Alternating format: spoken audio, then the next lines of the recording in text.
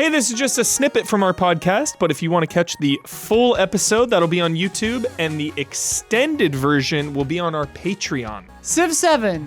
It's everything you love about Civ, and it's got some new weird, funky stuff in it that's awesome. The big headline is ages, as I talked about in preview stuff, but what that means is between every era, you have a different kind of age. And the way they explained it is that civilizations build on top of each other. I'm imagining using the Joy-Con as a mouse right now. I mean, it is on Switch. Yeah. It's on Switch. There it is. This is playing in 4K on a laptop. So there are these things called legacy paths, which are basically micro goals per age, where you can focus on economy. I was doing culture.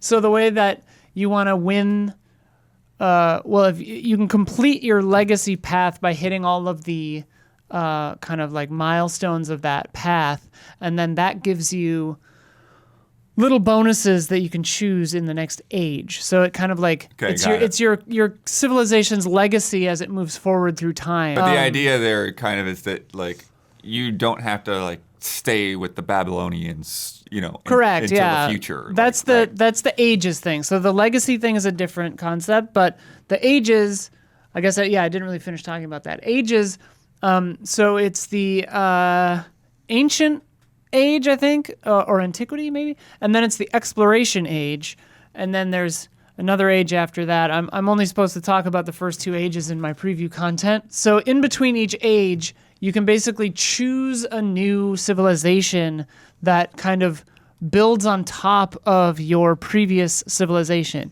You keep your ruler, your leader. So here I am choosing a pantheon, and then in God of War, shout out. In the exploration age, you found a religion.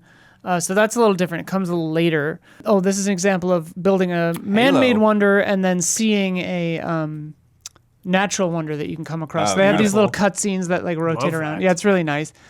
This is an independent city-state that you can meet. So there aren't like barbarians, quote unquote, on the map anymore. Really, you have these kind of independent cities. Awesome. And you can befriend them using influence, the little globe in the footage, and then you can become their suzerain or suzerain, whatever.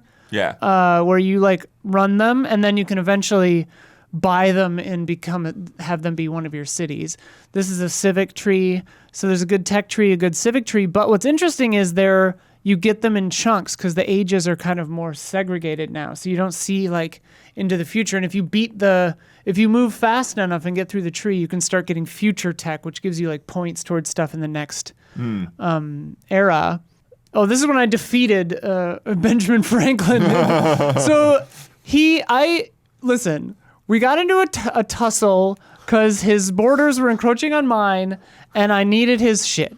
And I was playing a non-army character, but in the course of like, a few turns, I built this entire army and destroyed his ass. So yeah, this is the end of the Age of Antiquity. So it'll have this cool kind of art, hand-drawn sort of a thing. And Gwendolyn Christie from Game of Thrones is the narrator for this one. She does a great job. Captain Phasma. Underutilized in Star Wars. And you get your points and like kind of unlocks. So that's an interesting thing is that it there's kind of like account progress too. And you can unlock more civs as you go. Okay. And more people as you go by like I unlocked somebody by having 4 temples. I unlocked somebody by defeating another civilization. I unlocked somebody by doing this and that and the other thing. In the next era, you can choose another legacy cultural advisor. It really does encourage you to like replay and try different paths. Yeah, and there's a journal up in the corner. You can track your progress on those legacies, and you can go for more than one. You can go for different legacies. In my full playthrough, I switched legacies. I did cultural for a while, and then I switched to science at a certain point. Can you have diplomatic immunity? I had the diplomacy in this. I would say. Oh, sorry. Here's choosing legacies between ages. It's a militaristic dark age. The dark ages are if you do not achieve any of the milestones, you can choose that, and it gives you a bonus. It's kind of like a cursed mod in or a nightmare mod in Warframe, if you know what that is, where it's like it has a plus and a minus. Right. So a scientific dark age, it might give you more science, but science costs more. Yeah. Like your buildings cost more. Cursed is a good term example as well for Dragon Quest fans. Yeah. Can humans go extinct in Civilization? Not in this version of them. Every civilization is human. You get to the final age and you're just birds. If you want that place, Stellaris. Where humans can absolutely go extinct in Stellaris. This screen is the resources screen, which is really overwhelming at first, but really makes a lot of sense once you get it. It's when you open up trade routes with other places, you gain the resources, the little things you can see all over the map, like dye or jade or like fox wheat. pelts and wheat and stuff. And you can assign where they go between all your little cities and stuff. Nice. And so you can use that to like raise happiness in a city.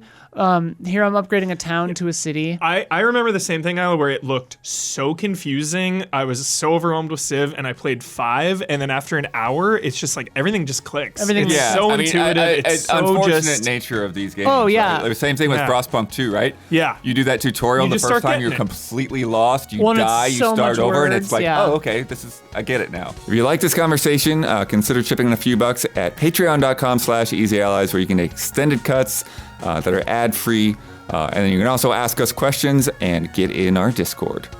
Go to patreon.com/easyallies.